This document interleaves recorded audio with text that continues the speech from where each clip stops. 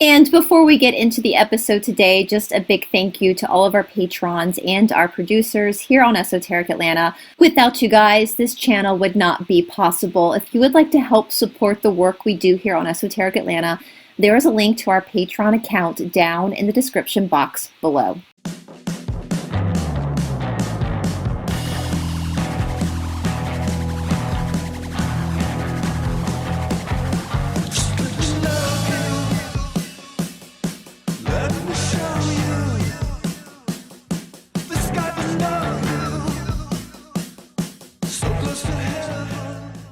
Hello, everybody. We were just chit-chatting. I'm so excited. We're going to look at the cat. It's been a while since I've looked at the Cassiopeians because a lot of stuff has been going on. Very, very, very good stuff. I got my friends Paula and Jennifer here. Hello, ladies. Hello. Early in the morning for Jennifer and me. It's late in the evening for Paula, our little time traveler, Paula.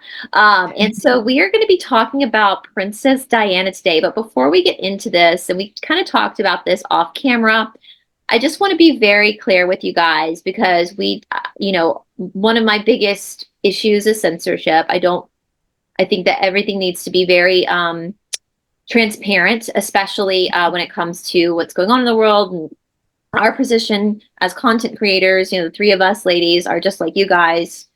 We're not special. We all are special, but we're also part of the group. We're part of this social memory complex trying to go service to others. And we want to be as honest as possible. And I just wanted to, you guys can say anything you want to say about this too. I wanted to acknowledge that we are very much aware that there are cult allegations against Laura Knight. I have read a lot of the allegations. I am very aware of it. You guys know that I have said in multiple episodes that two things can be true. I'm very appreciative of the Cassiopeian work, but I'm not a fan of Laura. I'm not a fan of her behavior. I've said before, I think she has behavior problems. I'm not a fan of the way she speaks to people. There's tough love. We practice tough love in Ashtanga yoga, but then there's abuse.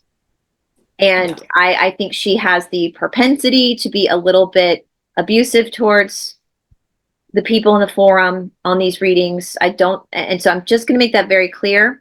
And so it's up to you whether you want to join the forum or not. I'm not a member of the forum myself. I don't feel like I need to be to get what I need from the Cassiopeians. It's about the Cassiopeians. It's not about Laura.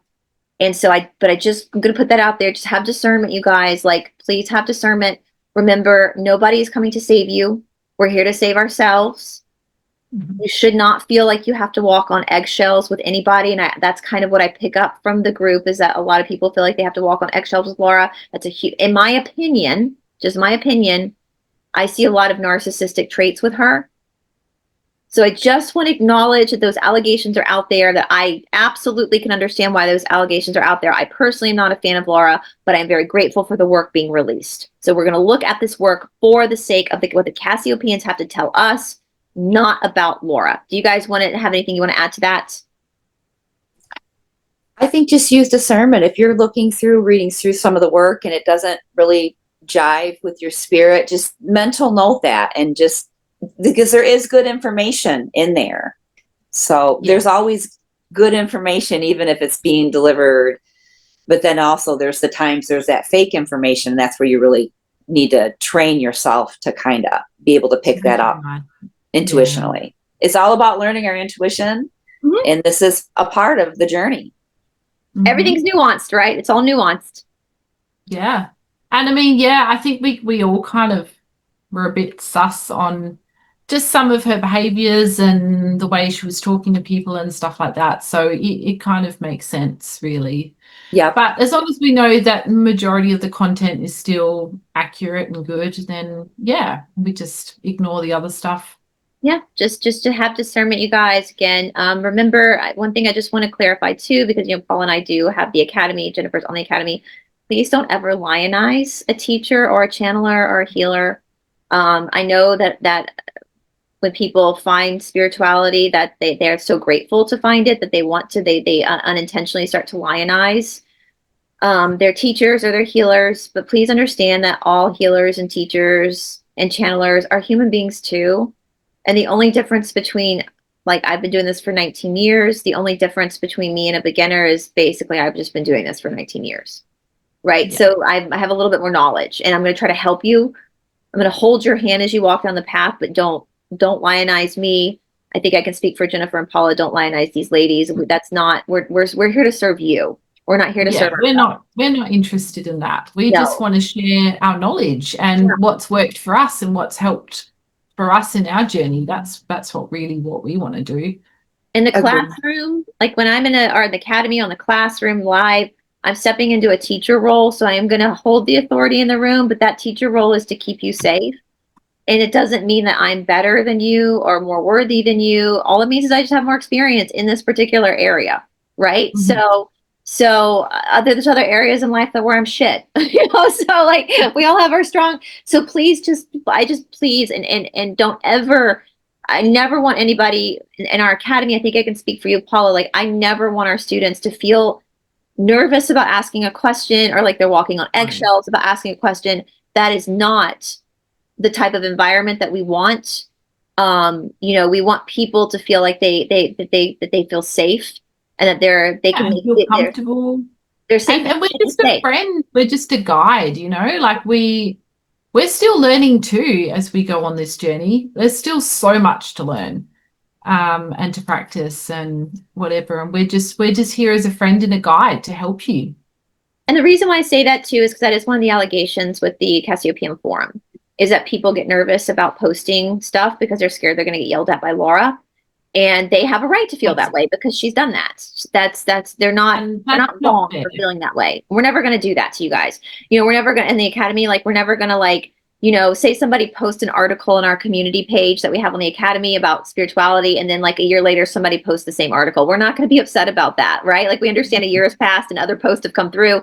Whereas Laura does get upset. We're not going to do that. We're not trying to control you. We're just trying to help. That's it. So please, guys, I'm just begging you guys, have discernment, of course. We're not here to interrupt anybody's karma. So if that's a lesson you need to learn, then learn that lesson. And also we don't judge. So, if you share something and we don't necessarily agree with that, we're not going to judge you and give you a hard time about that. It just means that we've just got a different opinion about it. And that's okay. We're allowed to have different opinions. And I think that's one sad thing about society is that we're very programmed to all have to think the same way. Otherwise, you're not normal or you're not part of the group or whatever. And I think we should all be free to explore and have whatever beliefs work for us, what resonates with us. And sometimes as a teacher, there's a very famous Krishnamacharya quote where he says, meet students where they are, not where you are. And so sometimes when students come to me with a very hardcore opinion about something that I know might not be accurate, it's not my time to say that because they need to learn that for themselves. They need to go through the journey to learn it for themselves. That's just it. It's like there's different stages of evolution on this journey, and none of us, I think, are at the same place. No.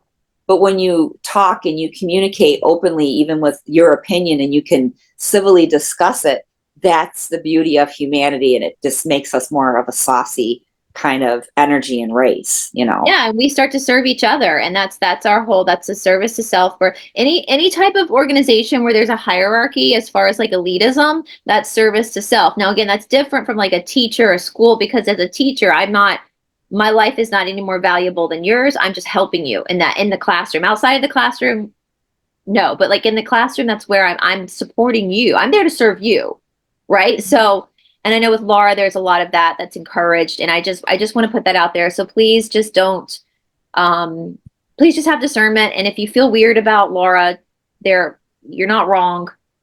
Just look at what the Cassiopeans are saying and not what she's saying. So, all right, you guys want to get into it? This is going to kind of be a fun one. I don't know, our audience might have a bit of an issue with this because we have some strange beliefs in our society right now about Princess Diana. A lot of people believe the conspiracy for educational and entertainment purposes only, YouTube, for education. the conspiracy, the legend, the fairy tale is that she is still alive. That might not be true. Right. And that's another thing too. We talk a lot about junk conspiracy on this channel. And this is this is an absolute, I think, an example of junk conspiracy. Junk conspiracy is wrong conspiracy, a lie basically put out there to manipulate you, to distract you from what your real work is. And I think the whole Princess Diana JFK Jr. thing is just that, because people are waiting to be saved. and no one's coming to save you. You have to save yourself. And that's your privilege because you're that much of a badass. Well, I feel like that's kind of the point of us coming here, was to learn all of this and to save ourselves. So if somebody comes along and saves us, then it's kind of defeating the purpose of being here. Yeah, I know. So it's like, why would I train for a marathon just to not be able to run it? You know, like, yeah, you're that's so badass. You watching right now, you are badass. You do not need to be handicapped by somebody else coming to save you. You can do that yourself. That's why you came here, is because you're badass. You're an elite athlete. That's what I was told before, that that we are elite athletes on planet Earth. We can do this. So, all right, ladies, who wants to read? I know, Paula, you might have to run out early. I know. Who wants to read this? I'll read it if you guys don't. If you want me to. Sure. We can switch off. We can switch off, or I can give it a whirl. You want to give it a whirl, Jennifer? Yeah. Okay. So this reading was from September 6th, 1997. And at the board, we've got Terry, Jan. Oh, are we supposed to say the names? I guess That's it's up fine. there. Terry, Jan, Alice. We now know a lot of these names are fake. So that's true. So Terry, Jan, Alice, Frank, Laura, and Anna H. Question. Hello. Answer. Hello. Question. And who do we have with us this evening? Answer. Polani. Question. Question. And where do you transmit through? Answer. Cassiopeia. Question. Is it all right if we ask a couple of personal questions first? Answer. But of course. Question. Jan wants to know about the trip she and Tony made to New York. Answer. Wrong mental approach for trip in preparatory phase. Excuse me. The white letters, you mentioned this, they're blurry to me. Yeah, I got my glasses right here. It is hard to read when you're of a certain age, isn't it? Yeah. Question. What phase do you mean we went too soon? Answer. And ideas askew. Why do you look upon it as a business trip? You were so uptight and argumentative. Want to tear this marriage apart? Then try another one of those? Wow. Question. How can Jan stop being so uptight? Answer. 'Tis the two of them, not just Jan. Question. We don't want to get into marital things here. Answer. Then why ask the question? I love this. Question. That wasn't the answer I was expecting. We were trying to figure out why Terry's aunt acted the way she did. Answer. Vibrations affect all concerned. Next trip, we suggest pleasure only. Have you noticed how all your trips are for business? Unleash the purse strings for fun and stop worrying about money. Question. Should Jan call Tracy? Answer. Yes. Okay, I need to take a drink of water. Bryce, okay, you want me to take over? Yeah. Well, it's so funny. They taught them not to worry about money a lot. And, I think that's a lesson for a lot of us. Mm-hmm. You just got to let go a little bit and trust. So, question, Laura. Okay, Ark. So that's her soon-to-be husband, her husband now. Ark's divorce, regarding Ark's divorce. The judge has refused to change the hearing date so that it is before he leaves. His idea is that we should wait for this hearing since it's only 9 days and something may be accomplished. Stumbling blocks await. So, and again, Ark is not American, so I don't know when they say before he leaves if they mean he's got to go back to Poland or whatever. I don't know. Question, in other words, stumbling blocks if he waits for the hearing. Answer, your best bet is to concentrate upon the development of Ark's career and not expand so much energy on the situation designed to destroy your work. I think that's a lesson for a lot of us, right? Like when we have something really heavy in our lives that's kind of out of our control, and definitely a divorce is a little bit out of our control when it goes to the court system. And can it turn into a distraction versus just letting it happen, letting the cards fall as they're going to, not trying to pressure it and focus on the stuff that's important to us in the meantime. Does that make sense? Did I explain that well? Anything else you want me to tell them about the divorce or the hearing or anything? Oh, yes. Question, do it. Answer, my dear, there are legal and other powers in this country which can supersede the corruption and the shenanigans taking place in Poland involving this case. So the divorce is happening in Poland. All one needs to do is to mine and trawl for some then utilize properly. The one mistake Ark is still making is that he is still too trusting of the system to which he is the most familiar. That's interesting. You guys have anything you want to say about that?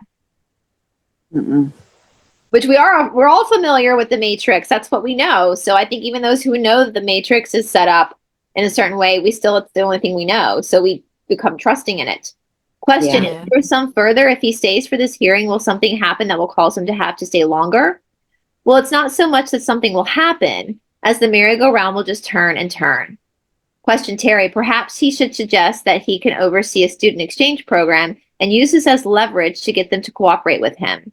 Answer, just mine and trawl. Like, just keep work. Basically, they're saying keep focusing on your work and not the bad situation, because it's going to continue to prolong the bad situation and keep you away. Does that make sense? Keep you away from your work? Yeah.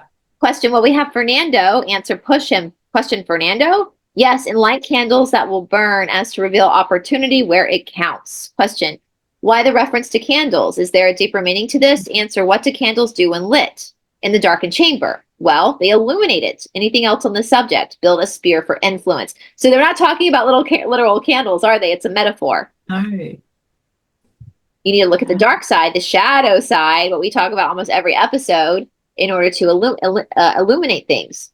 Mm-hmm. Question, what, Terry? Contact your congressman. Answer, no. Well, what do you mean? Who benefits from the proverbial feather in the cap? Answer, well, UCF, and who profits? Who derives gain from publicity? Question, you mean the university where he is right now? I don't understand. No. State of Florida? No. Enterprise, Florida, and anyone or anything that climbs one more rung up. Question, Terry, everyone who has something to gain from having him here. Answer, bingo. And they just list names. Answer, be careful with politicians. They are just as likely to bite as to pat. Question, question about the sale of her house. Answer, remember, Anna, numbers are illicit magical responses when arranged properly. Questions about network marketing scheme, AH involved in, omitted as of no interest. You can think of other things you should have admitted as of no interest. All right, here we get to the good stuff. Question, we would like to know if there's any significance to the fact that Mother Teresa and Princess Diana both unalived within a week of each other. Answer, vague. Question, why didn't you tell us that Princess Diana was going to be unalived in an auto accident? That's pretty big news. Answer, you would not have benefited. And besides, it was not predetermined, just one possible future. Question, why was this particular future the one that manifested? Answer, because it was chosen. Question, why? Answer, no escape any other way. For who? Answer, Diana. Escape from what or whom? Judgment. Judgment by whom? You pick. She was damned if she did and damned if she did not. Terry, let me ask, is she unalived? Yes. Yes. Mm-hmm. Question, was there any factor involved in her unaliving that could be connected to any secret groups on the planet that wish to bring down the monarchy? No. So this wasn't part of a plot to bring down the monarchy? Answer, soulmates. Question, she and Dodie were soulmates? Yes. And they decided to leave together? Yes, at another level. We're going to get into this because my boyfriend and I have had many conversations about this. Is there any special significance to the fact that they were soulmates? No, only way out. Invaluable lessons were learned by everybody else. So this was a gift and service to others. The same way with Mother Teresa, who waited for the proper timing so that others would notice what you did. Question, Terry, well, things usually happen in threes. Who's next? Answer, usually threes is an old wives' tale. Question, so from one perspective, the unaliving of the princess is nothing more than a tragic accident. Answer, we did not say that.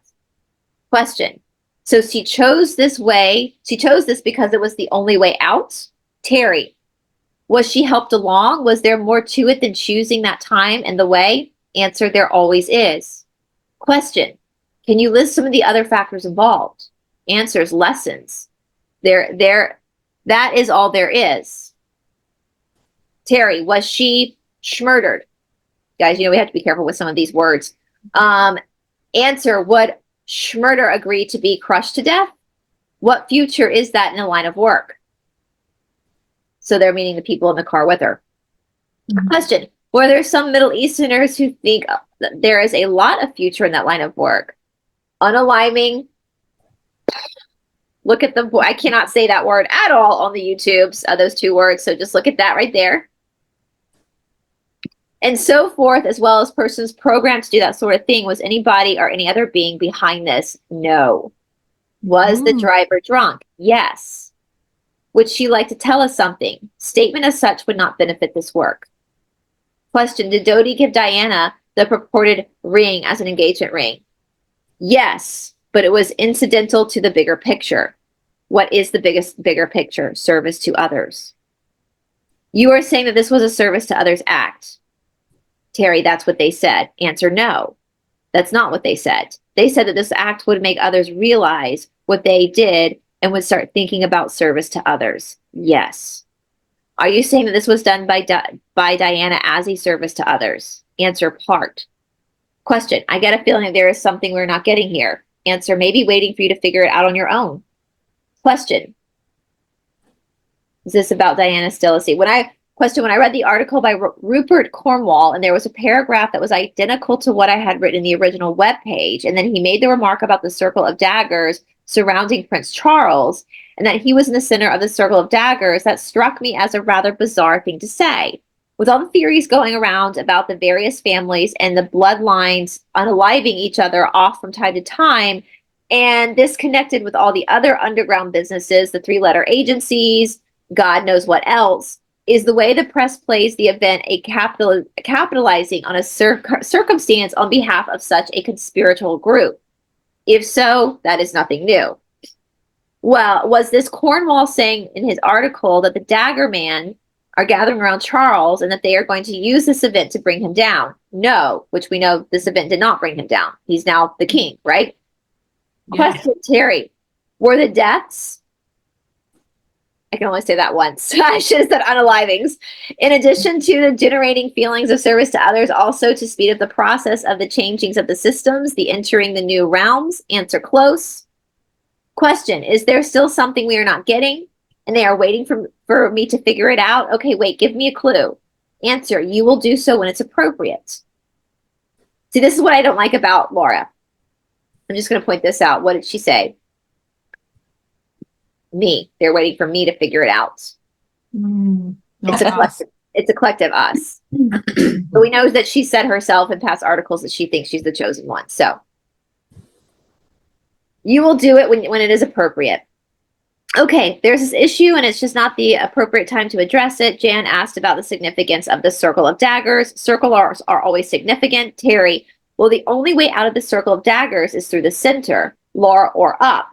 Terry, the daggers may be pointed at him to take him out, but not to take him out, but to limit him or to move him to the center. Laura, once you said before, 771, ask your question. Do you guys want to pause here for a minute? We're still kind of in the royal family, but do you guys want to go back before we get into this symbolism with the daggers and Charles to talk about Diana's passing? Mm-hmm. So Paul and I have been talking about this whole Nordic covenant. Mm-hmm. With these articles that we're going to go back to. We debated between doing an article or this one, and I think this is probably an important interlude to kind of show this. Now, again, this is all alleged for entertainment purposes only. From my understanding, as we know from the Cassiopeans, and then I want you all's opinions on this, because this is what Todd kind of has told me and it helped me understand this reading. Every single human being on this planet is a starseed. You know, that's a very corruptible thing where people are like, you're a starseed and others aren't. No, none of us are from planet Earth. None of us. We're all, congratulations, we're all starseeds. We all get participation trophies in that, right? That's why this planet is full of different races. From my understanding, where I am right now, in my understanding, is that we are the only planet that has different races. Right. Because we have a combination of different starseeds. So when Earth was populating itself, when Earth became third density, the Lizzies, in trying to snare Earth brought a lot of different constellation star seeds to Earth. Sometimes fourth density negative can act in service to others' ways for manipulation purposes. So for a lot of our ancestors, regardless of what race you are, what constellation you come from, their planet was in trouble, or something had happened, like the planet of Kentucky, which we're going to get to because this comes down to the planet of Kentucky for Diana's situation. And so the Lizzies came in and saved them, and brought them to this planet only to enslave them. Mm-hmm. Now, from what I understand, for entertainment purposes only, though, this does not mean anything. This does not mean that one group is better than the other. We're all on the equal playing field here. With a lot of the other races that were removed, the Lizzies had time to alter the DNA. So the magic chip, we want to call it that, the magic strand of creating magic, of doing magic, on all these races was turned off. Mm-hmm. The only race that it was not turned off, Kentucky, which is Celtic Druid people. I don't want to say the color of skin because we're on YouTube, but you know what Celtic people look like. They look like the three of us. The reason why that strand was not turned off was because the Lizzies didn't have time. Mm-hmm. Before they had to put them, they did not have time to turn it off. So the Druid and Celtic culture were the first cultures to be attacked and taken down and destroyed through the church, which is 40 negative. Okay, now what's happened now in I don't think they ever imagined that the different races or star seeds would cross-pollinate. So that strand that comes from Kentucky in our current time isn't just in Celtic people. It's now branched into all people because there's been cross-pollination, which kind of gives another, in my opinion, another perspective on colonization. Not that it was right, but everything is nuanced, right? Mm-hmm. Everything happens for a reason. Now, Diana was very Nordic. She had magical abilities that even she didn't understand. She is the one who created her own exit, we'll say. And now a word from our sponsor today, which of course is the Esoteric Academy. The Esoteric Academy is an online virtual mystery school and shala that Paula and I have created. The Esoteric Academy has a playlist full of so many different exercises, modern day exercises, where I have incorporated all of the philosophy from traditional yoga and put it into modern day movement that is accessible to everybody. We also have courses on the Esoteric Academy, quantum healing courses, meditation courses, holistic healing courses with health, healing, and beyond through the teachings of Krishnamacharya, the Alchemy of Movement course, and Vedic courses coming up. We also have a course where we are combining the teachings of the Cassiopeians with the Yoga Sutras. So we really have a lot of incredible stuff here on the Esoteric Academy, and our prices are already very, very low. But if you're interested in taking your health back, if you're interested in really taking your power back and giving a great big middle finger to the establishment, then we have a promotional code for you. If you use the discount code Jennifer B for our guest today, Jennifer B, you can get 20% off your first 6 months at the Esoteric Academy. Already low prices. Tier 1, which is just exercise videos, is only $25 a month.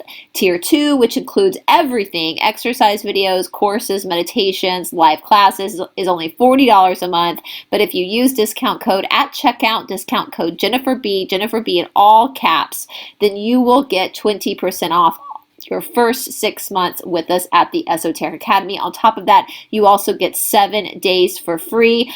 Right now, we're working on the techniques of somatic healing, and our next live class will involve a channel favorite, Cindy Ola, where she is going to be guest speaking about somatic healing. She created that exit for herself. whether she consciously was aware of it or subconsciously was aware of it. And as the C's have said, again, my boyfriend and I have spent long hours contemplating this, like what they're telling us, because they talk about Diana in a lot of different stuff too, where they talk more about the Nordic covenant. Diana, as they said, was damned if she did and damned if she didn't. She was in trouble. She needed to leave. And if she didn't leave on her terms, she was going to leave on their terms.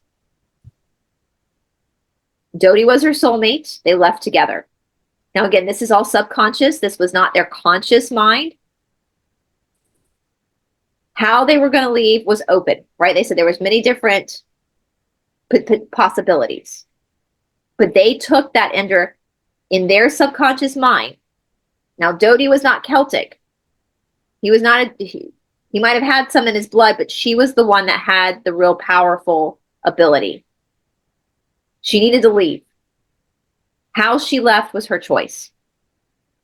She was either going to go out the way the monarch was going to have her go out, or under her own terms. She went on her own terms. So that was a sole agreement between Dodie, Diana, and the driver. So now, because that happened, because she was unalived, they talk about how it then opened up the possibility for us to understand how good she was, we'll say, how she loved other people. You know, we sometimes we don't know what we have until it's gone, right? Think about that with relationships. Like when you end a relationship and then you miss, there are things that you know you're going to even miss, right? Like she made an impact on humanity, right? A very big one. It was it shook the world. I remember that, you know, when that. I remember it too when she got into the car accident. So the royal family was not behind this. That doesn't mean that they didn't have plans for her. Mm-hmm. This was just a happy accident, we'll say, even though it wasn't really it was a happy accident for the royal family. Does that make sense? So she left herself. She made that choice. So, Bryce, do you believe that we kind of choose like certain exit points in our, like, do you believe that we kind of like write a contract before we come here? Yeah, we have a contract. Well, organic portals don't. Organic portals don't have any contracts, but soul people do. Soul contract. And they have different exit points. So there's different, it's not just a set in stone contract. There's flexibility in the contract. Yeah, that's my understanding too. The tarot cards, there's like the major arcana of stuff that actually has to happen to us, and there's the minor that's like negotiable, right, on our choices. And from what I've understood too is that even though we have these contracts, sometimes specific events don't happen at the initial time we wanted them to happen. They might come later, but that's all dependent on our choices that we're making, right? So I want to mention something real quick. So I wonder if this potentially could have been a manifestation from her to exit. Because you know how sometimes you can manifest weird things. She did it. She did it. Yeah, someone has like a fear of fire and their house will catch on fire, that kind of thing. Because she obviously one that subconsciously, not consciously, subconsciously. And fair play to her. She left on her terms, not on theirs. Because I was just wondering if this situation differed to, you know, like if she'd had her soul contract written out with her certain possible exits, you know, is this a slightly unique situation? I think this was one of the possibilities from what they said. That this was a particular possible. Right. You can exit this way. It's kind of like what Jennifer said, like when you kind of have like a fear of something happening, then sometimes you can bring it about. And maybe kind of subconsciously, maybe it was coming to the forefront of her mind that she maybe had a remembering of choices that she was going to have to make in human form. And that's why it came to the forefront of her mind, because her higher self was like, girl, you're either gonna go out on your terms or their terms. You're gonna go out.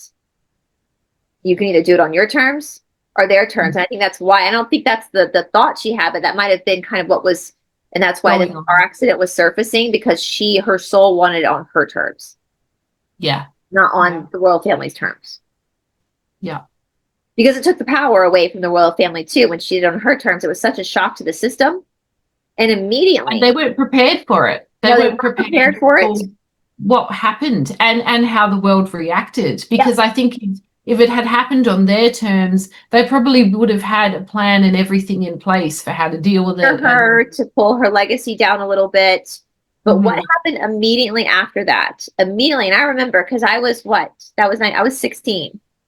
Immediately after that, I remember people started saying, "Oh, the royal family did it," because Yeah. she's the only likable one in the royal family, Yeah, I know. right? So whoops, like so they were going to take her out before she exposed too much. They were probably going to do it in a more nefarious way that was going to And they tarnish her probably legacy. would have smeared her, have had a bit of a smear campaign going on first, so that and made it look like it was kind of like That it she was wasn't good. the people's princess anymore Yeah, Yeah. because she went out on her terms, her yeah. legacy, her terms. Good on for her. Yeah, so this Good was a for very her. brave thing she did. I remember. Yeah, I'm sorry. I remember the interview she did where she said the royal family wasn't human. You guys remember that interview? Yeah. It was getting dangerous. They're not human. It was getting dangerous, and so I think and that's what I take from this. Like what they're saying is that she was going to go. Her time on this world was done. Yeah. However, how she went was going to be up to her. Was she going to allow them to do it, or was she going to do it? And by her doing it, she served the world because she became a legacy to the world and inspired the world to do better. And we also started to look at the royal family a little bit more suspiciously. Yeah, So definitely. it kind of took away that illusion because she was literally the only good thing about that family. She was the best looking. She was the least of the inbred. You can definitely tell that she wasn't as inbred as they were. And so it gave the world a different perspective, a different view.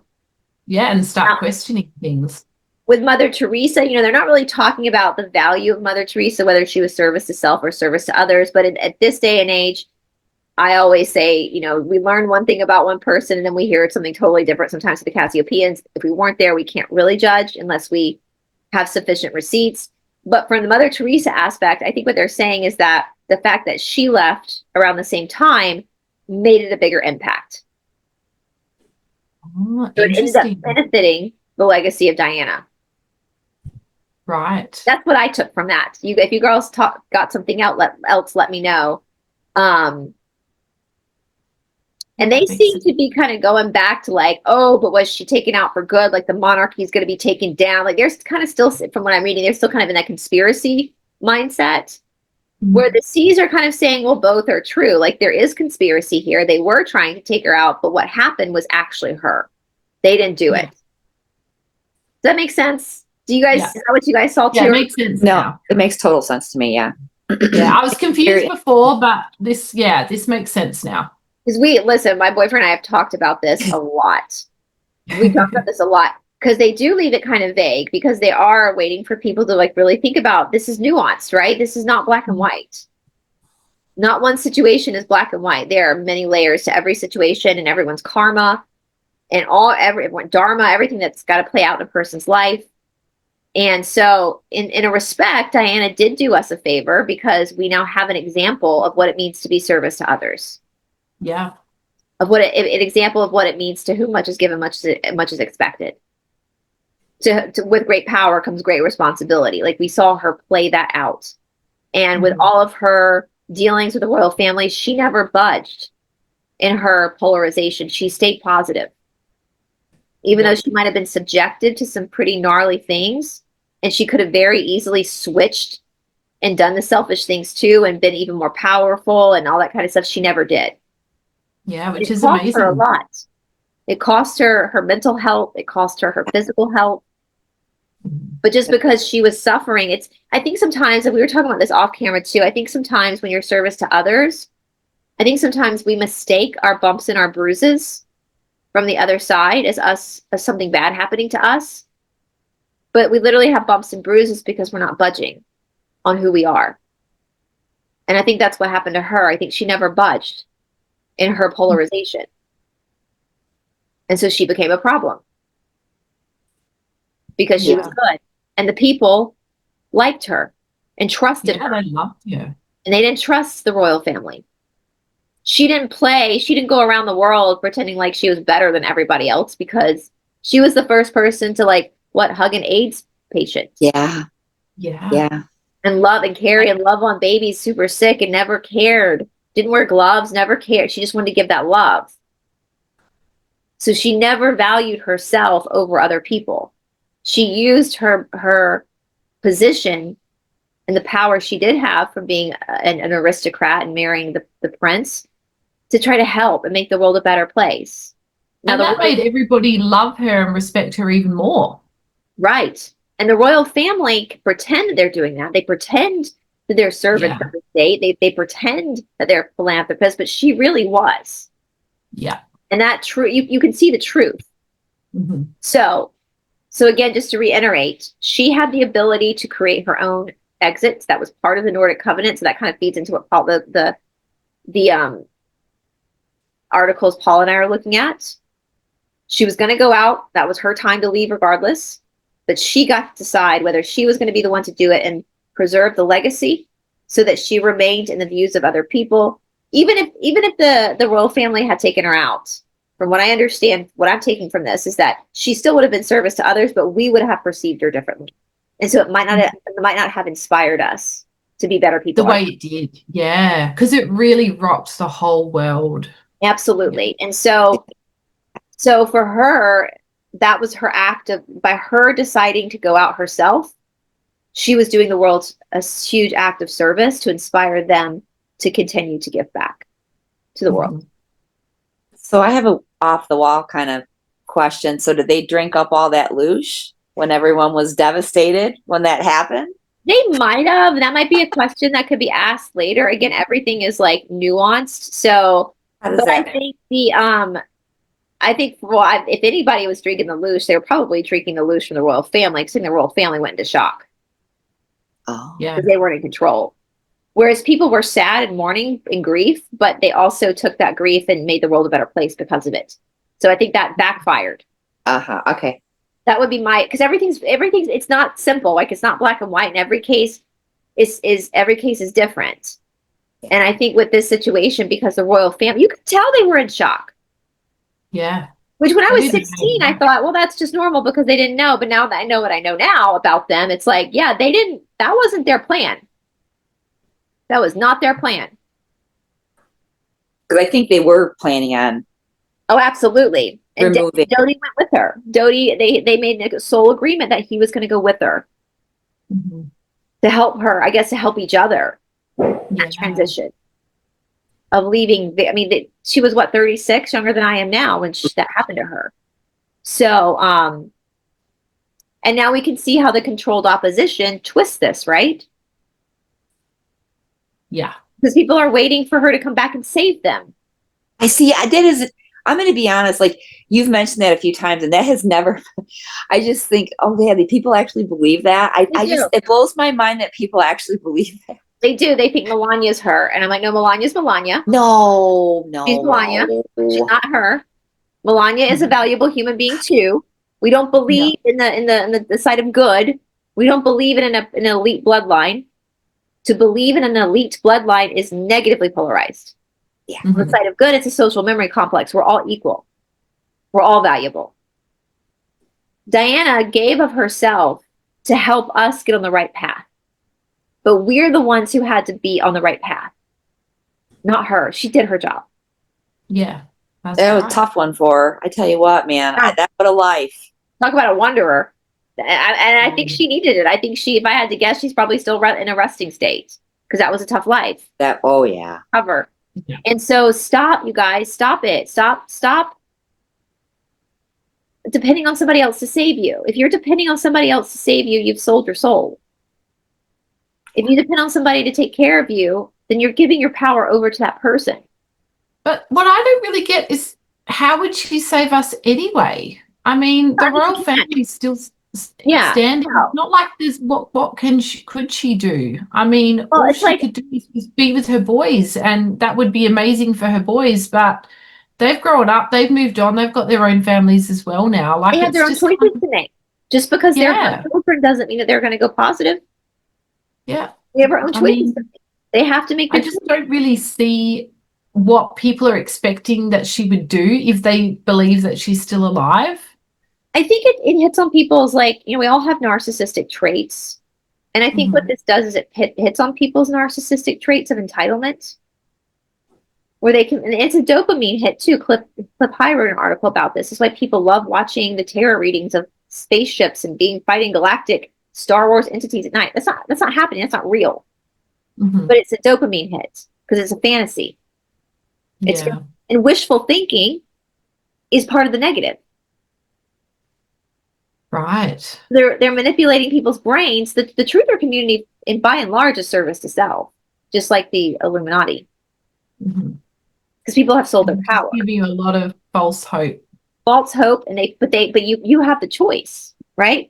They can give you, here's some false hope here. It feels real good. You get a dopamine hit. Do you want it? They've made that choice. Mhm. Or I think most people know deep down it's bullshit, but they would rather be in the blissed out dopamine hit of being special. And if you know someone's going to save you, then you don't have to worry about it, right? You can keep Yeah, your you don't have to bad do habits up. anything. You can keep eating junk food. You can keep not paying your credit card bills and spending money like crazy because someone else is going to take care of it. Someone Yeah. else is going to correct my karma. I'm special. I don't have to correct my karma. Somebody else is going to do that for me. No, that's service to self. Mhm. Service to self. That's selfish, right? And so I think that's what the bad guys of this world, the Lizzies, they're smart. They're not stupid. Yeah. How much easier would it be just to sit back and not do anything and eat Cheetos all day and just wait for somebody else to come do it for you? But they've I even mean, it would be, but I'd get bored after a while and I'd be like, okay, I need to do something. but they've even programmed that into a lot of our movies and Oh entertainment. There's yeah. always somebody Yeah. that comes in and Damsel in saves distress. James exactly, The and pretty Mhm. princess with the knight in shining armor. in the Right? tower waiting, yeah. And usually and I'm kind of learning those princes were pretty devilish kind of guys. Yeah. Think about it. I think people think when they think, oh, I have to do this myself, they get overwhelmed, but it's actually quite simple. Yeah, I You take care agree. of yourself. You just have to make good choices. You have to work hard. It's interesting. We've seen this before, but when we talk about manifesting, people who make vision boards and do all that kind of stuff, all manifesting is of the negative. That's all Yeah. service to self. We've clarified that. That is all service to self. Yeah. You should be putting out the work you get back, because we're in an energy exchange. So if you're putting a big, beautiful home on your vision board with a Lamborghini, like, none of that's not bad to have that stuff, but you can't just then sit there and stare at the board all day and expect to get that. If that happens, you're stealing from somebody else, because there has to be effort put in to achieve that. Mhm. So you can want the big house and want the Lamborghini, but you're going to have to go out there and work for it. Right? And that's not manifesting, that's earning. Mhm. There's a difference, right? That's why the So Nasara. I wonder what happens with people who win the lottery then, because I wonder if like they have a bit of karma to pay Look from. what happens to people who win the lottery. Well, a lot of them don't do very well, do they? Sometimes people No. end up in more debt than they did Yeah. before. Yeah, it gets even worse, right? Yeah. Because there's always a price to pay. There's no Yeah. such thing as a free lunch in this Mhm. planet. That's not how energy works in this planet. Like it or not, think about your body. You have to sleep, you have to eat, you have to recharge, right? You do your action, action, action, then you have to recharge. Action, action, Yeah. action, recharge. Same thing with Yeah. money. Work, work, work, receive back. Work, work, work, receive back. So if you're just receiving, receiving, receiving, receiving without working for it, then there's an imbalance. And that's selfish. Makes sense. It's very selfish. Mhm. And so, I've asked about the Nasara. Then you guys know I'm not a fan of Nasara. Nasara is service to self. Mhm. Why? As much as we hate to admit it, we got ourselves in this mess. We agreed to it. Yeah. Everything's stolen from us because we agreed to it. So we've got to just untangle those contracts and then reset. And think about that. If everybody got handed like millions of dollars, it would be a disaster. Mhm. And how many people you see on these Telegram groups that talk about when they're in a SAR comes and they're going to buy a private plane? Not once in my life have I thought about owning a private plane. That has never crossed my mind. So you're going to be giving all this money to buy toys? You think that's what this is about? Wow. Why not be given money to help people? Yeah. To make sure countries, if you, to whom I'm a firm believer into whom much is given, much is expected. And I really learned that in India, my first trip to India, when I was in the slums. And even though I think I'm poor here in the United States, all three of us ladies sitting on this YouTube, all you guys watching right now, you are beyond wealthy. You are wealthy. You are filthy rich. Even if you live in a trailer, even if you live in government housing, you're filthy rich compared to some people in this world. $10, 10 United States US dollars, the price of a freaking latte at Starbucks, will feed a child for a year in India. A whole year. Whole year will take care of a child. Oh, crap. So your daddy Warbucks. And that's what makes me so infuriated. And like, you like want to slap people across the face and be like, wake up. You have gone way back to sleep. You're in a coma now. Because you think you're the victim. You think you're the victim of some nefarious establishment. But we chose this. We chose this. So now we got to deal with the consequences. And you are effing lucky as hell. If you live in the United States, Canada, Australia, Europe, England, if you have a roof, you live in a government, our governments are so corrupt, we know that. But at least in our countries, we can get government housing. Yeah. We have soup kitchens. We have food banks. They don't have that in some countries. They just starve. Yeah, And that's what makes me so mad. I see these people like, I'm going to have my own plane. And I'm like, why wouldn't you go help somebody who literally doesn't have a pot to piss in? Like, what? Where's your heart? Yeah, I always would love to do like animal rescue, or just try to build a facility, or even like extra barns, just to house the animals and have a nice home for them. Oh, yeah, that's what I would love to do, that, to rescue a bunch of dogs in India. If I had a few $1 million, the slum that I work in India, if I had like a sizable portion, I literally would fly to India, buy some land, build them houses, give them the deeds to their houses so they don't have to deal with the slumlords. That's a totally different topic for another day. And then I would walk away and give them their keys and the deeds. That's because that the pain that I feel in my heart when I get emotional in the slums, because to see that level of poverty and to see human beings just like me, we might have different skin color, we might have different cultures and languages, but we're all human. Yeah. These women can't even afford to get feminine hygiene products. That's the first thing I bought from them when I started doing this. I went and bought out a pharmacy full of hygiene products, which was cheap for me as an American. Because these women couldn't afford, they had to wash their rags. And as a woman, I was like, I'm going to go get them for you. I'm going to get them for you.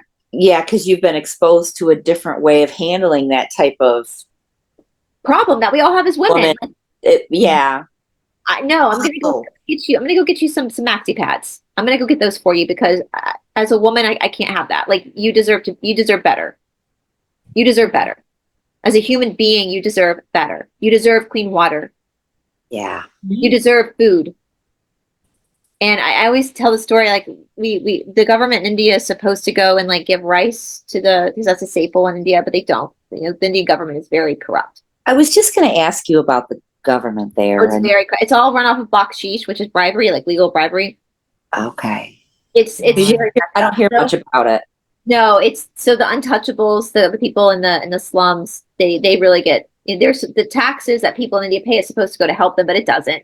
The government workers get paid, but they don't go. Every slum has a temple, and they're supposed to go open it once a day, and they never do. So they go and do their worship on the outside of the temple. So that's how lazy these government officials are, just collecting a paycheck but not doing their work. So we go and buy these huge bags of rice when we're there, which is so cheap for us. It's like a dime for a bag of rice. So we can get tons of bags.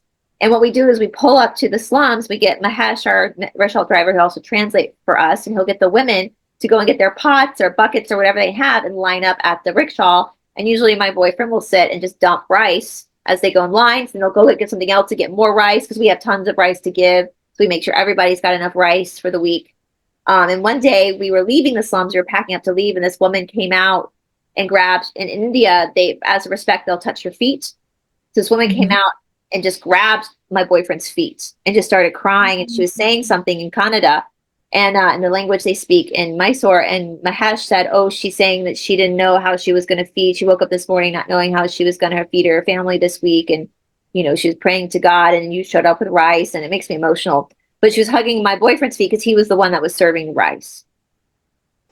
And like, here we are. Oh, I know. We complain about our problems. It's like, man, we've nothing compared to that. Yeah, someone always has it worse. We've gotten so fat in this country that we're actually going on Ozempic now to get skinny. Like, we've got an overabundance of food. Do you understand what that's like to literally go hungry? To be a grown-up who doesn't know how you're going to feed your children. Well, that's just heartbreaking. And yet you want a plane? Like a spoiled brat? Like an entitled narcissistic princess? But that's what I find funny about it is like if say we get all this money and then you're going to go spend it on what? All this corporate mongering, like these corporations. Yeah. So it's like, how can they see that isn't like a bad? It's a conflict of interest. Yeah. And it's not wrong to be rich. I want to make that very clear. It is not wrong to be rich, but it's how you handle that richness. And did you earn it? Yeah. Did you earn it? Did you earn it? Yeah. I mean, look at kids who come from trust funds. Sometimes they squander the money away. Yeah. Oh, yeah. They don't know how to manage it and work for it. Right. And so I think that this is a good reading. I mean, obviously for our people watching, we're going to put this in the link below for you to reread it yourself, but just have a think about this. Like, what responsibility do you play in all this? We have to be accountable. We have to accept the fact that we got ourselves in this mess. We agreed to it. We consented to it. No one owes us anything. No one owes us money. Your health, like my boyfriend and I were talking about this too. Health is your birthright. It is your birthright to have good health. However, because we're energy based, you have to work for it. Mm-hmm. You have to be responsible enough. Like, you know, when you're growing up and you wanted a new like dog, and your parents would say, well, I don't know if you're responsible enough to take care of the dog. Like, you get that lecture from your parents. It's the same thing with your body. You're given a healthy body. It's your responsibility though to maintain that. There's no magical bed that you can get in. That's selfish. That's service to self. And I would highly recommend going to Gnostic TV. The link's below. I did an episode on med beds are of the darkness. You have to sell your soul to get. They use children. Yeah, it's wild. Because you have to get that life force from somewhere, right? Like, if you want to be young again, and you're my age, let's say I'm 42, I want to be 22 again. Well, I can have that vitality if I work for it, if I exercise, which I do feel young at 42, because I make time and I do the hard stuff. I do the hard work. I do the exercises. I eat right. I maintain it myself. I earn that myself. I'm not taking from anybody else. I'm taking from me. I'm doing me.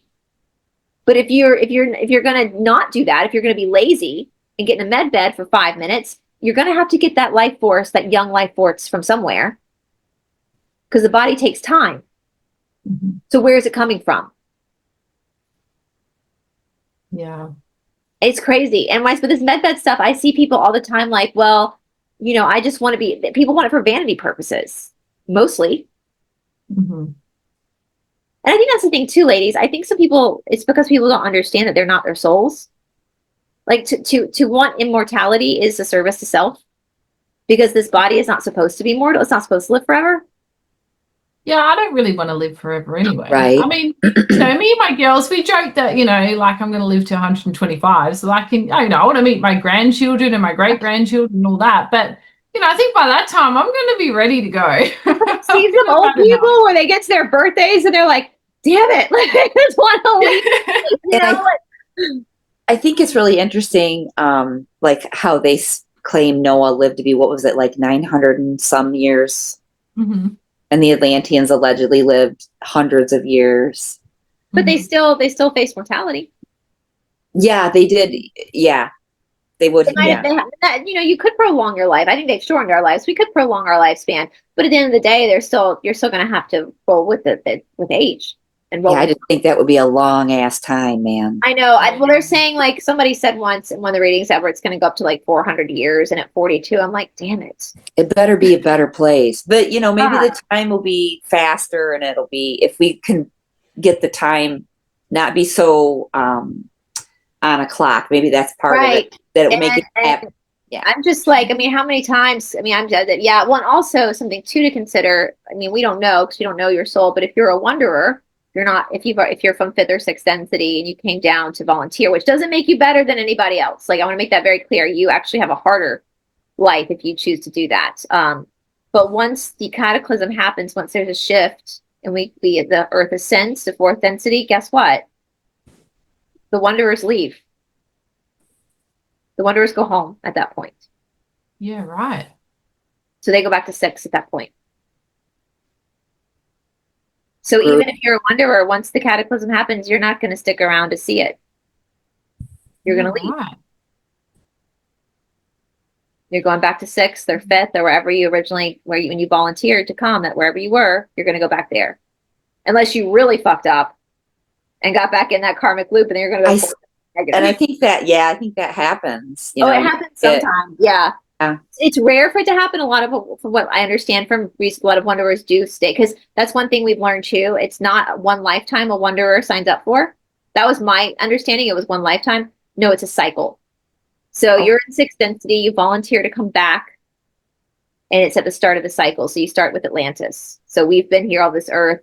But for us in sixth density, we were laughing. I think we said this. You might have said this to you, Paula. It's like time is different in different densities. So it's like we signed up for a weekend workshop, or like it's just a weekend getaway. But for us, when we're here, it's like, oh my god, you know. But it's so there's the reality of what's going to happen, and you know, and all these entities say that once it happens, you're going to want to go home. Like, we think we like it here. We think we like our bodies because our brain is conditioned, but our soul knows, and our soul wants to go home.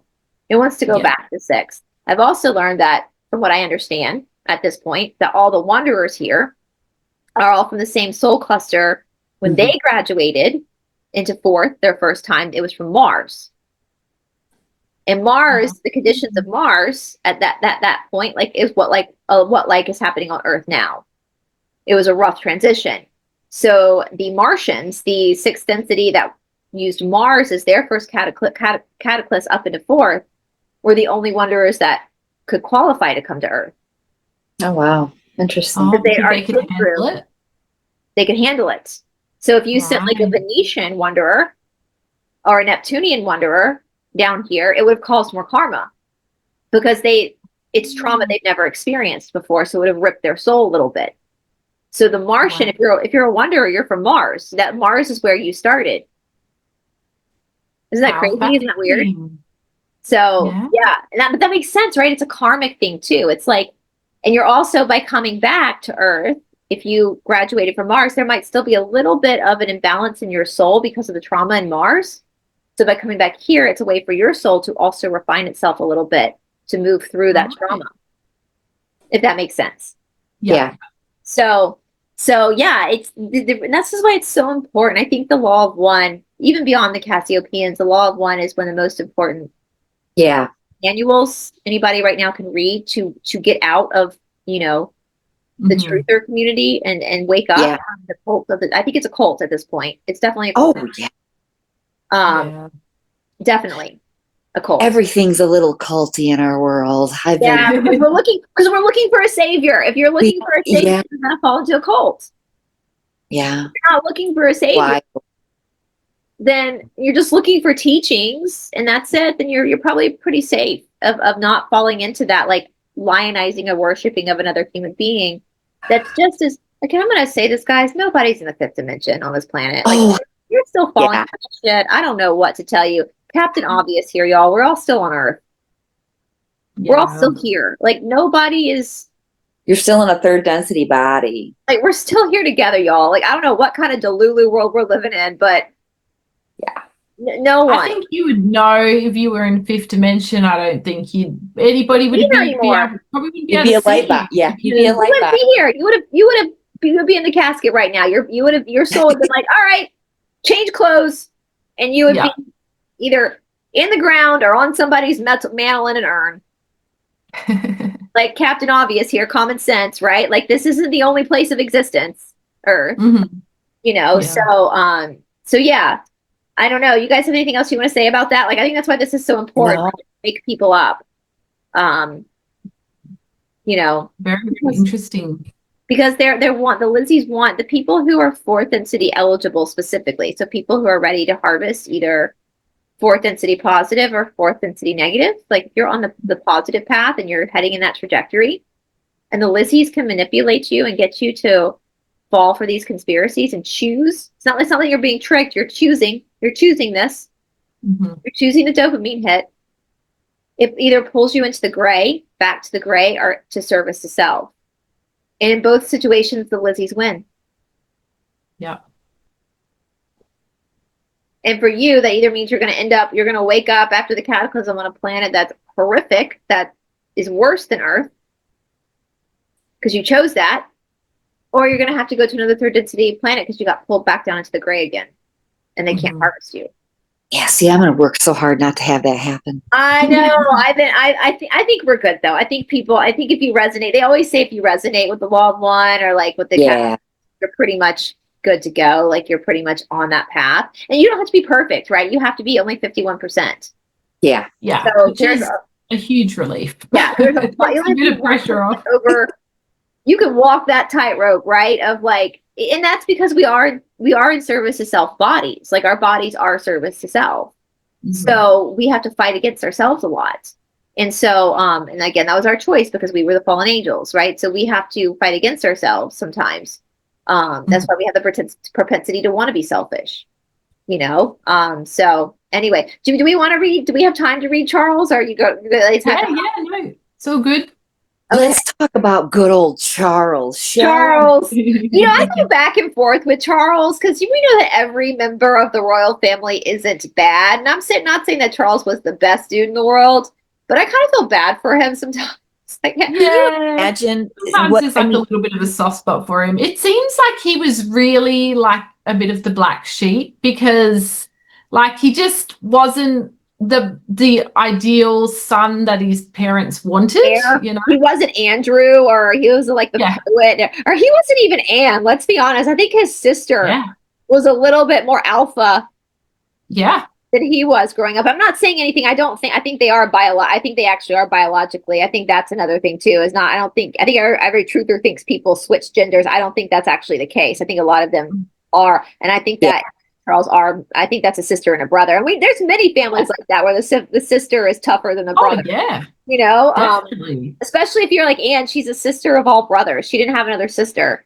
You know, my brother-in-law is like that. My brother-in-law, he has 2 brothers and 1 sister. So there's 3 boys, 1 girl. And people always ask Stephen, you know, what was it like for Lizzie growing up with all these brothers? And my brother-in-law is always like, hey, she hit back. Yeah. She hit back. It just toughens you up. Yeah. She got popped, and you know, I watched that with my oldest niece, and she was really little, and my oldest nephew, like my oldest niece was just kind of standing there playing with something, and my nephew just decided out of the blue to tackle her, like body slammed her, and she just kind of stood there, looked up, and then just like let it happen. Like, you know, I think like that is a girl that's used to living with boys. She just let it happen. Which also, my niece's 11th birthday was the 25th. I know, Jacqueline, you should not be watching this right now. You should not be watching my channel, Jacqueline. I will be very upset if you're watching my channel. This is grown-up stuff. You need to be a precious little child. So if you're watching my channel, I'm going to have a word with your mama. But happy birthday to my Jacqueline. She just turned 11. So she's got her ear pierced now, and you know. So all right, but yeah, let's get into Charles. Does somebody else want to read?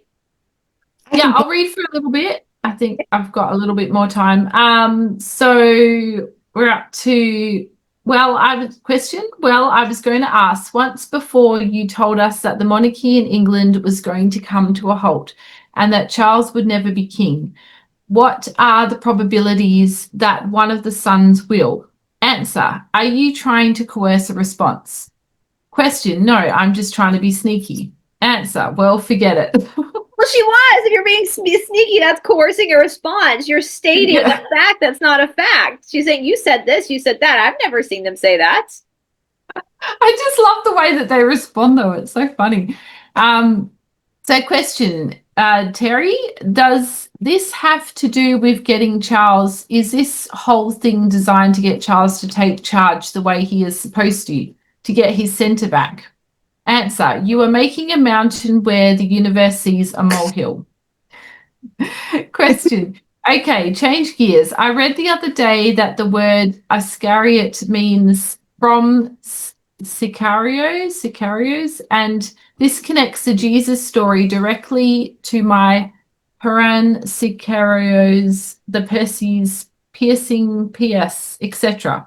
Could you comment on the fact that Judas Iscariot was from Sicarios? Was he a member of the Paran Sicarios, the Assassini, a dagger man? Sorry, that was like a. I'm glad you decided to read when you read. I'm like, that's. I know. I was thinking that too. I was like, thank God I'm not reading this. Answer: you are not to be told some things yet because of your tendency to share before realizing the ramifications it can bring to your doorstep. Oh, that's a very interesting answer. They get snippy with Laura, don't they? They do. They really do. Question, anything else for tonight? Answer, no, goodbye, and then end of session. Wow, so yeah, that's interesting about the whole Judas Iscariot thing. Yeah, they get snippy with her, and I think it's because her ego gets too involved, right? And I think with the Jesus story, I mean, this is 1997. I've read all of this. I don't remember them saying anything about Charles not being king. Yeah, right. And well, he is now anyway, isn't he? He is now, and they said, are you trying to coerce something from us? Like, are you trying to state what you want to happen as fact by asking this question in a particular way? I like that they're like that they're not. Yeah. They're not. They're like, don't manipulate. It's not called being sneaky, Laura. It's called being manipulative. Mm-hmm. And they're not going to allow that to happen. Yeah. We have choices to make, remember? And different choices we make can cause different outcomes. Like we were saying earlier, there are many different avenues, many different doors as humanity we can open. The probability is that we're going to go positive. But that's just a probability, right? Yeah. And we've got to make sure we're all doing the work. Yeah. How is Charles doing? Has anybody heard about Charles? He's the most uneventful king I think we've ever had. Yeah, isn't he? Bless his heart, as we say down here in the South. Bless his heart. I haven't been keeping up with that whole. Honestly, I think, and this is just my opinion, I think William and Harry are super evil. That's just my opinion. I'm not comfortable with them. Wow. So I think right now we better be thinking our lucky stars. It is Charles, because I don't see him as being. And again, I don't really follow the royal family too much, but I do remember a couple of weeks ago there was something about Charles and Harry. There was some drama thing. I think Harry had the propensity to possibly go positive. This is just my speculation, guys. This is my speculation, but I think Meghan is his handler. I think they brought Meghan in to handle him because he was the problem for them. Absolutely. You know, I was watching a YouTuber, and he did an episode on the Yacht Girls. So this is like probably a year ago, and they said that there were pictures with Meghan and Prince Andrew on yacht. Yeah. Oh yeah. That's she's a high class hooker and a handler. I think she's his handler. I think she was brought in to be his handler because I think that out of both of them, he was more influenced by his mother to make better choices. I think, and like I said, guys, it doesn't matter who your parents are. It does not matter. You could have the most evil parents in the world and come out the best person in the world. You could have super good parents and choose to be selfish. Every single individual, your choices are your choices. Yeah. And I think William has been brought into the fold willingly. At some point, I don't know. Yeah, there's a definite reason there's a divide between the brothers. Yeah. I think Harry was a little bit more of the wild card. And in fairness to him and William, I think he had the flexibility because he was not ever going to inherit the throne. So I don't think they paid as much attention to him as they did William when it comes to ritualistic stuff. And I think he was starting to take his mother's path of making better decisions that would help humanity. And I think that's why they brought in Meghan. That's just my opinion. I could be wrong. No, I've been observing a lot of people in that, we'll say, an elite circle of, I don't really give them status, but people do. And I think a lot of the spouses are handlers. Yeah. through, yeah. I don't think that's true with Kate Middleton. I think actually between Kate, I was going to say, No, I think, Better well, I one. think William's in the bad shade. I think Kate's like, whoa. I think she's so private. She's not prone. I think Diana was prone to emotional outbursts, and it was just her personality. Kate's not. I think she's very stoic. So I think there's a lot about Kate. I think people make assumptions about Kate, but I think there's a lot that we just won't know because she hides it. Yeah. So I don't know if she's good or bad. In the public eye more again now? Because remember, she was just disappeared for ages. And see, that's a whole weird thing in itself. And I remember when you did a show with Jessica and did a remote review on it. I mean, that was all really interesting, food for thought, because you just wonder what could she potentially be going through, and what a. Yeah. I would never want to trade positions. I don't care how much money they have, how much diplomatic community have. I would rather be living in the slums of India than living in Buckingham Palace. I just never would want to trade places with them. You know, I know it's so funny. When I was little, I always used to, everybody wants to be a princess and wants to be rich and stuff. And then after learning what wealthy families go through, the pressure, how women are often just the pawn in the game, I'm just like, I am so glad that I was just born to a very not normal anything. I know, yeah, I just, and I think there's a lot, I think the royal family as a whole is nefarious, but that doesn't mean every individual in the family is nefarious. And I think that we have to be fair. I think William, just the vibe I get from him, I think he made a choice. I think he had the choice, like we all have the choice, and he made the choice. And I think he maybe was influenced more because he was the oldest. I think Harry, he was obviously being groomed from a young age for that position. Yeah. And it was easier once his mama was gone. If his mama had stayed around, maybe it would have been harder. I don't know. But I think Harry was not watched, so he was making better choices. We'll say it's kind of the opposite as most families, right? The kid that's not watched makes the bad choices. But for them, their bad choices is actually being a better human. And I think that they had to rein it in. I don't think they wanted another Diana situation. I think they had to make sure they had all of their, senior royals that are close to the center of the family be in line and be part of the establishment, the firm, this organization. So yeah, I just think we're going, because I know I've asked before about my royal family line, my ancestor who was a prince, and I was told he was service to others. And that's the reason why I'm here today. So you can't judge every royal family member. We can't help who we're born to. I mean, we can, but subconsciously, but consciously, we didn't pick our parents. Subconsciously, our soul did, but our conscious mind didn't. And the choices we make through our cognitive mind are usually not really, it affects the soul and vice versa, but it's not a conscious connection, if that makes sense. So we have to be fair. And that's one thing too, I would beg the truthers to practice what you preach. Be fair with people. Don't just cast people as evil just because of their job or who they tend to be around. Be fair. What does Mr. T say? Law and order. Not you need proof. You need evidence. You don't need to be, that's just vigilante violence, and that's selfish. That's of the self. Witch hunts are of the service of self. So, So ladies, what's your overall thought of that reading? A lot of food for thought. I still have a lot of questions about things. I think it's really interesting to ponder that and digest the information and all that good stuff. Things aren't always what we think, and, reality and expectation are usually two totally different things, right? Yeah. And we have to remember, I really enjoyed. Yeah. Oh, sorry, you say, Bryce.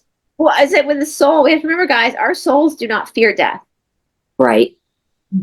We are attached to that as in our mind. Yep. Our souls aren't. So for a soul, it's easy to make that decision, to be like, all right, it'd just be like me being like, before I film with Kath, the next be like, I think I'm going to change clothes. I'm not going to. Yeah.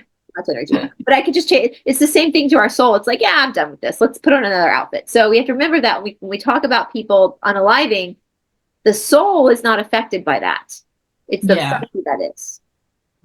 So, sorry, what were you going to say? I think for me, I'm not so afraid of that. I think I'm just afraid of any pain that might be involved. It only lasts a second. Yeah. It'll only last a second. Yeah, that's true. Yeah. That's I think true. when people see the light and they see the opportunity to leave, I think a lot of souls that are ready will just step out and leave. Yeah, And so, yeah, definitely. you're right. I think there might still be brain function in the body for a while. That might we might interpret that as they're still feeling pain. But once the soul has left and the body starts Yeah. that process of, we'll say, turning itself off, because we have to be careful of the words on YouTube. Even though the brain's still functioning, there's no soul there to receive that. Mhm. Yeah, because I think the soul goes out of the body quite quickly, doesn't it? Especially if Yeah. this was a subconscious decision you made, even though consciously, once it happens, I think the soul then takes over and the soul's in full control of what's happening. And especially if Well, that your makes soul me is feel better. stepping out with another soul. Uh-huh. So Dodie and her soul stepped out together. Yeah, which is really lovely that they got to do that. Yeah. Mhm. And the drunk guy, right? Did the driver go? Did he perish too? Did he meet Yeah, his I'm pretty demise as sure. well? I mean, can you Yeah. imagine the pressure driving those two? I know. Can you I don't imagine what think the happened if your soul pressure. pop up and you got Dodie and Diane and they're like, "Come on, Henry. Come on. You gotta come with us now." Yeah. So it's gonna be better, we promise. It's gonna be better. Let's go rest for a minute in fifth density. But yeah, so you guys, like, take your power back. It's simple. Just make your own choices, take your own autonomy back, move your body, exercise, eat right, work hard. We're designed to work. Find your passion, work at it. Yeah. That's how you do it. There's no magical. You don't have to buy a horse and go riding around gallivanting with a sword, challenging. No, you just take care of yourself. That's how it's easy. That's how you do it. Yeah. And I think just find joy in just little moments. And just like something I've been trying to practice more lately is just trying to spend a bit more time outside. And it's just so funny that I decide to do that as we're heading into winter.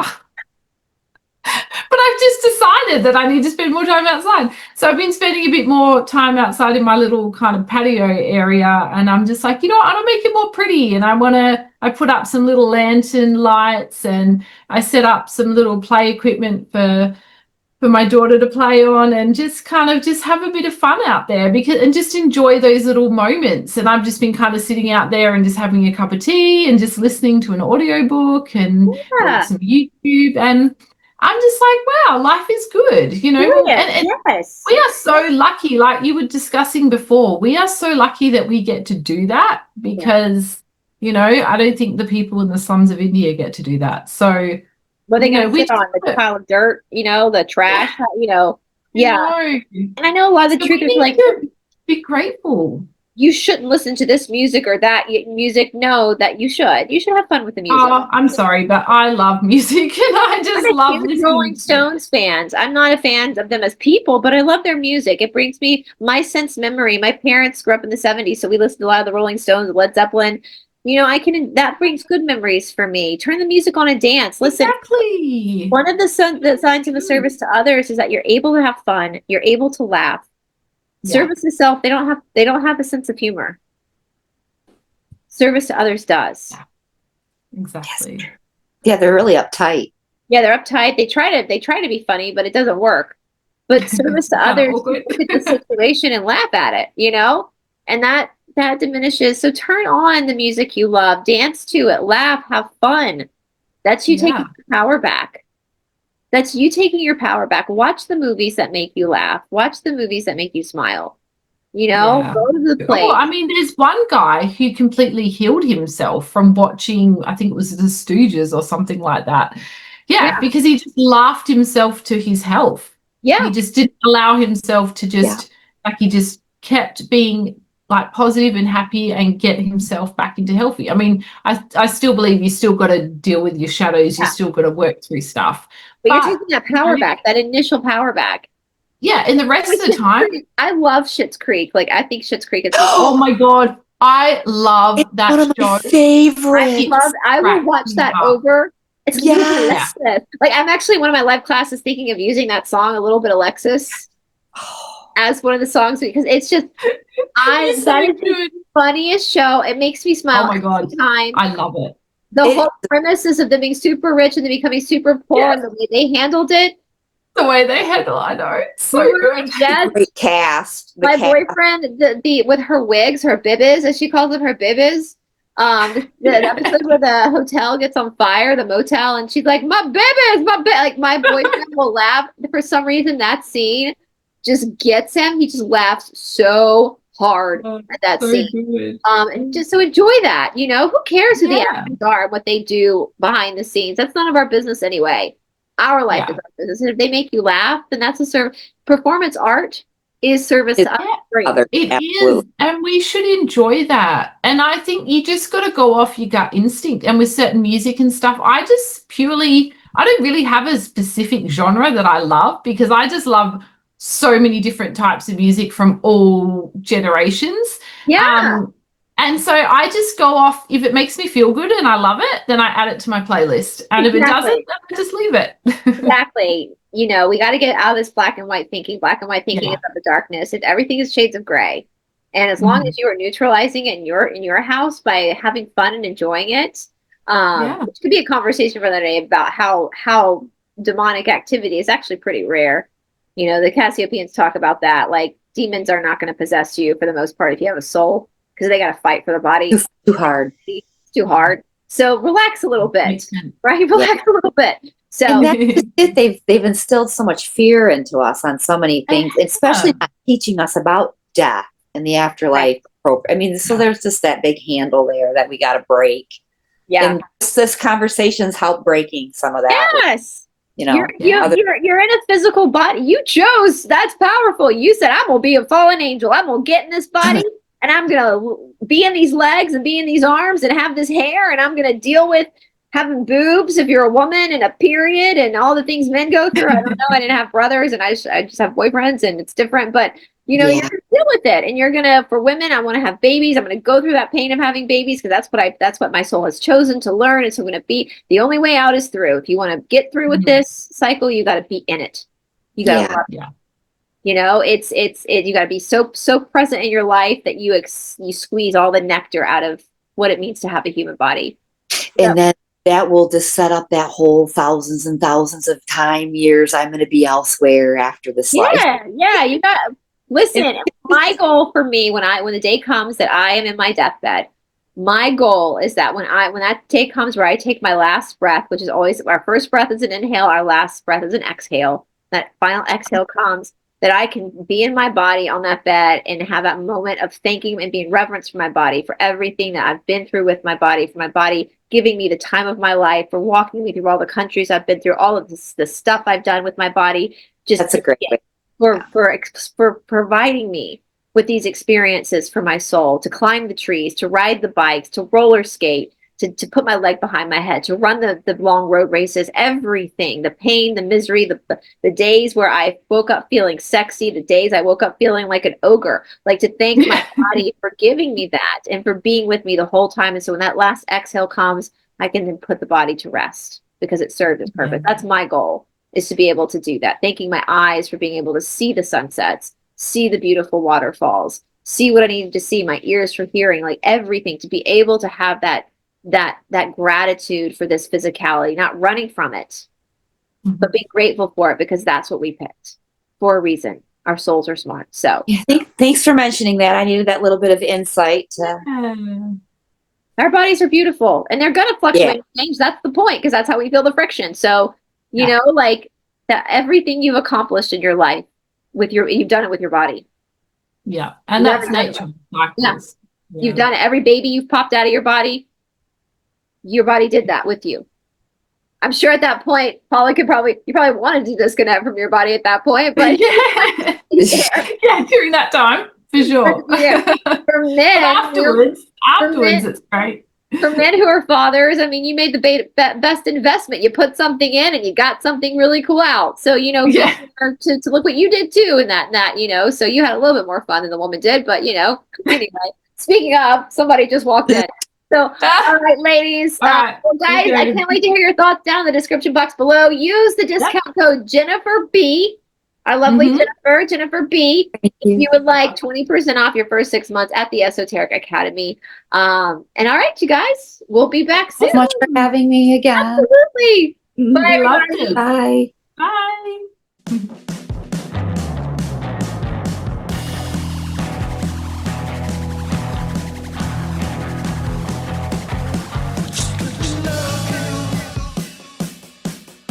me show you the sky below you, so close to heaven.